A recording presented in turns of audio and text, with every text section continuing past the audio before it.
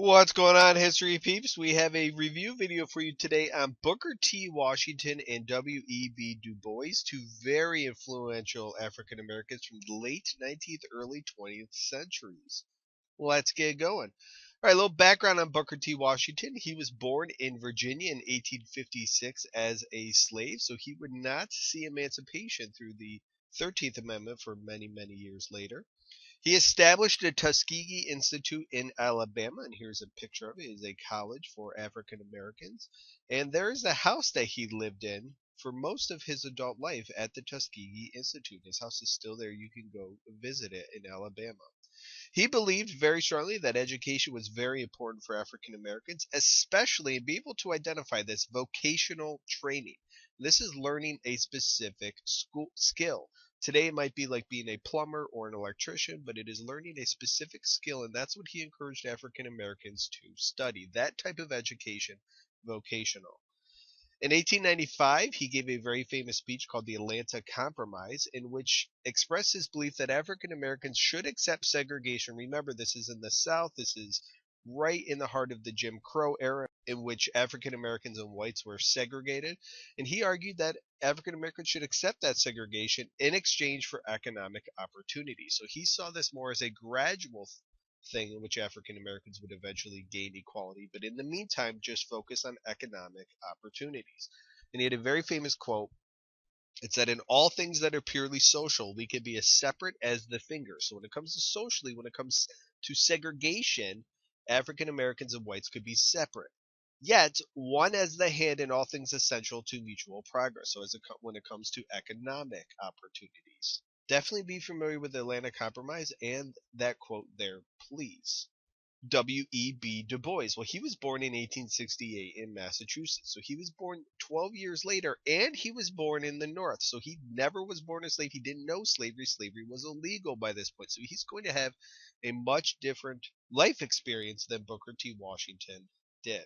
He received a doctorate from Harvard. He was the first African American to get his PhD, and he opposed Booker T. Washington's accommodation policies. He was against his ideas that blacks should accept segregation. In 1905, he was a very important member of the Niagara movement. You can see him right in the center here in this picture.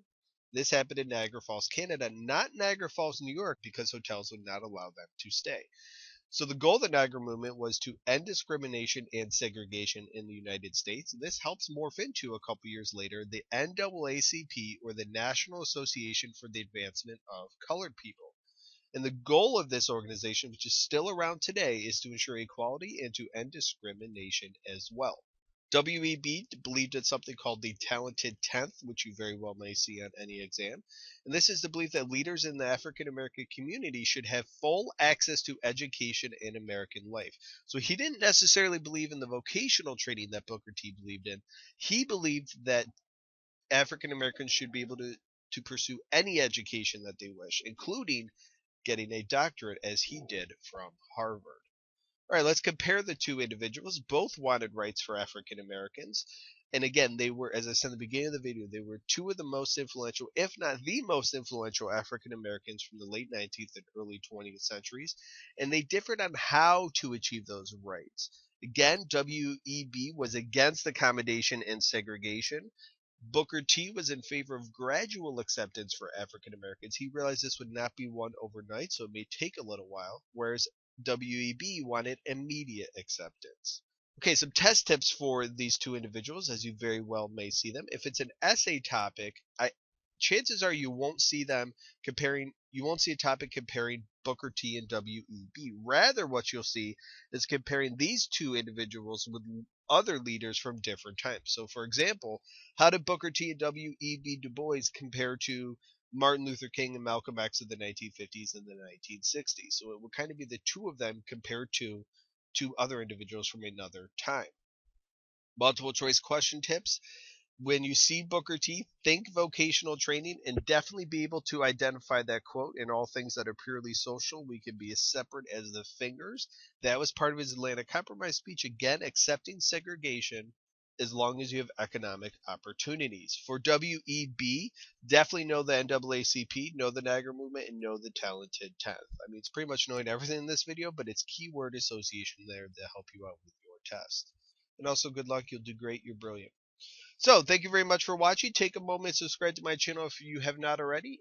If you could help me spread the word with this video, I would greatly appreciate it. If you have any questions or comments, feel free to leave them in the section below. Thank you very much for watching, and have a good day, guys.